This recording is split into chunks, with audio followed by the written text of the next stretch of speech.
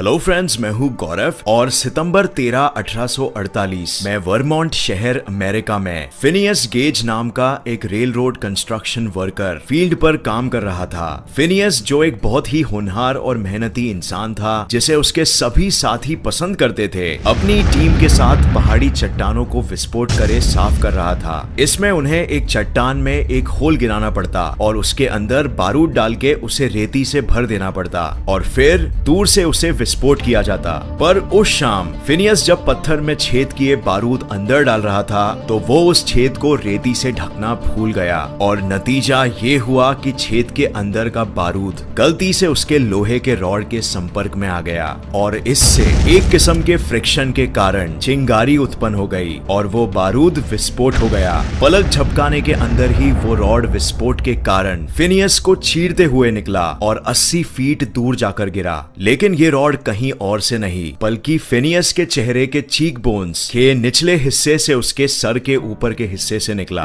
कुछ इस तरह। अब किसी भी आम इंसान को ये जान के लगेगा कि आगे तुरंत गेम ओवर है, पर असल में 3 मिनट के अंदर ही फिनियस के होश वापस आ गए और चलते हुए अपनी सवारी तक पहुंचा, जिसके बाद वो उस सवारी चालक के साथ गप्पे मारे नजदीकी हॉस्पिटल पहुंच गया। हॉस्पिटल पहुंचते ही वो एक मजाकिया तरह से डॉक्टर से कहता कि डॉक्टर, लगता है आज आपके लिए काफी काम आ गया है। उसने पूरी कहानी डॉक्टर को सुनाई और डॉक्टर ने नोट्स भी लिखे जिनके बारे में हम अभी डिस्कस करेंगे। शुरुआत में तो डॉक्टर मानने के लिए भी तैयार नहीं था, पर पेशेंट की गंभीरता देखते हुए उसे तुरंत एडमिट किया गया और डॉक्टर द्वारा बनाए गए केस नोट्स में लिखा था कि पेशेंट खून की उल्टियां कर रहा था, जिसमें उसके दिमाग के छोटे छोटे अंश दिखाई पड़ रहे थे। सुन के ही कैसा तो भी लग रहा है, राइट? लेकिन ये फिनियस की सच्चाई थी। कोई भी ये कह नहीं सकता था कि ये इंसान जिंदा कैसे बचा और क्या आगे भी जिंदा बचा रहेगा। कुछ ही दिनों में फिनियस कोमा में चला गया और फिर एक और चमत्कार उसके साथ हुआ। वो कोमा से वापस होश में आ गया, पर इस प्रक्रिया में उसने अपनी लेफ्ट आंखों को पूरी तरह खो दिया। 2 महीने बाद ही वो वापस पहले की तरह होने लग गया, बस सिर्फ वो असल में पहले की तरह नहीं रहा। मतलब देखने में वो पहले की तरह ही स्वस्थ दिखाई देता, लेकिन जो कोई उसे पहले से पहचानता था उन्हें वो व्यवहार में पहले जैसा महसूस नहीं होता।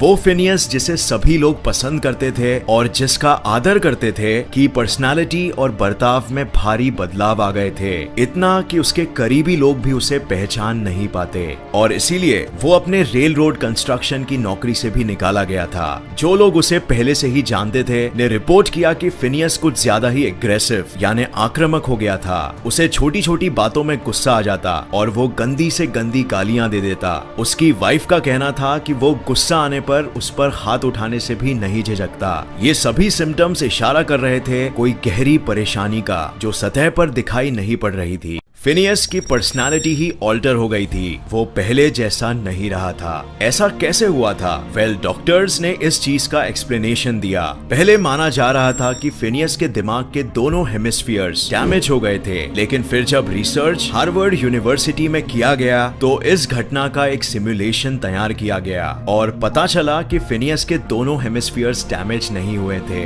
बल्कि सिर्फ दाहिना हेमिस्फीयर ही डैमेज हुआ था। उन्होंने बहुत से पॉसिबल कॉम्बिनेशंस निकाले थे रॉड के उसके दिमाग को चीरने के और सिर्फ कुछ ही गिने चुने कॉम्बिनेशंस में वो जिंदा बच पाता। तो फिनियस सच में बहुत ही लकी था और क्योंकि वो रॉड ने उसके प्रीफ्रंटल कॉर्टेक्स को चीर दिया था, इसीलिए उसके बर्ताव में बदलाव को पूरी तरह एक्सप्लेन किया जा सकता है। प्रीफ्रंटल कॉर्टेक्स हमारे दिमाग का वो भाग होता है जहां हमारा ईगो, लॉजिक और कॉम्प्लिकेटेड थॉट सोचने का काम होता है। यहाँ पर बेसिकली हमारी पर्सनालिटी बसती है और इसी भाग में डैमेज होने के वजह से फिनियस असल में फिनियस नहीं रहा था। व्यावहारिक परेशानियों के वजह से वो अकेला पड़ गया था और कोई भी उसके साथ रहना नहीं चाहता था। पहले तो वो जगह जगह का सफर करता था, अपनी कहानी लोगों को बताकर, उन्हें अपने जख्म बताकर पैसे कमा लेता था, पर कुछ ही दिनों में ये स्रोत भी खत्म हो गया। इसी वजह से वो साउथ अमेरिका में चिली देश के लिए रवाना हो गया अपनी एक नई जिंदगी की शुरुआत करने। वहाँ वो अपना पेट पालने के लिए स्टेज कोचेस चलाने लग गया। अब यहाँ पर एक इंटरेस्टिंग चीज थी, एक स्टेज को चलाना इतना आसान नहीं होता, उसमें दिमाग के बहुत भागों का उपयोग होता है। फिनियस के लिए शुरुआत में ये सीखना बहुत मुश्किल था, लेकिन जैसे जैसे वो सीखता चला गया वैसे वैसे एक विचित्र सी चीज होने लग गई। उसके दिमाग के दूसरे भागों के बचे खुचे न्यूरॉन्स उन न्यूरॉन्स की जगह लेने लग गए जो दुर्घटना में नष्ट हो गए थे, और इस वजह से वो स्टेज कोचेस चला सका। अब ऑब्वियसली वो जिंदगी भर पूरी तरह कभी ठीक नहीं हो पाया, पर वैज्ञानिकों के अनुसार ये भी एक चमत्कार से कम नहीं था कि वो इतने मुश्किल स्किल्स सीख पा रहा था। साउथ अमेरिका के एक डॉक्टर फिनियस जिनका पेशेंट था, उन्होंने बाद में बताया कि वो स्वभाव से काफी अच्छा हो गया था, खुश रहता और हमेशा जोश से भरा रहता, ऐसी कोई भी सीरियस परेशानी उसमें दिखाई नहीं पड़ती। लेकिन कुछ ही सालों बाद 12 साल दुर्घटना वाले दिन के बाद फिनियस एपिलेप्टिक सीजर्स के कारण मर गया। ये सीजर का कारण उसकी वही दिमागी इंजरी को बताया गया। ये आदमी के सर के आर पार 3.5 फीट लंबी रॉड 200 किलोमीटर प्रति घंटे की रफ्तार से गुजरी थी, और उसके बाद भी वो 12 साल और जी पाया। ये केस अब तक के सभी मेडिकल केसेस में से सबसे विचित्र केस है। इस केस ने वो समय हमें हमारे दिमाग के बारे में बहुत नई जानकारियां दी और कितना कुछ नया सीख पाना संभव किया, और इन्हीं जानकारियों के बल पर न्यूरोसाइंस और मेडिकल साइंस काफी हद तक मैच्योर हो सका।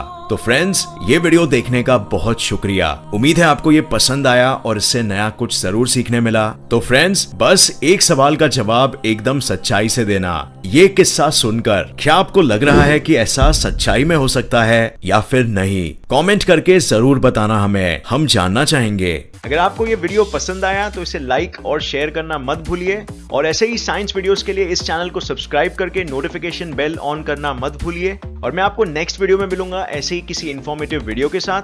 तब तक के लिए देखते रहिए और सीखते रहिए। जय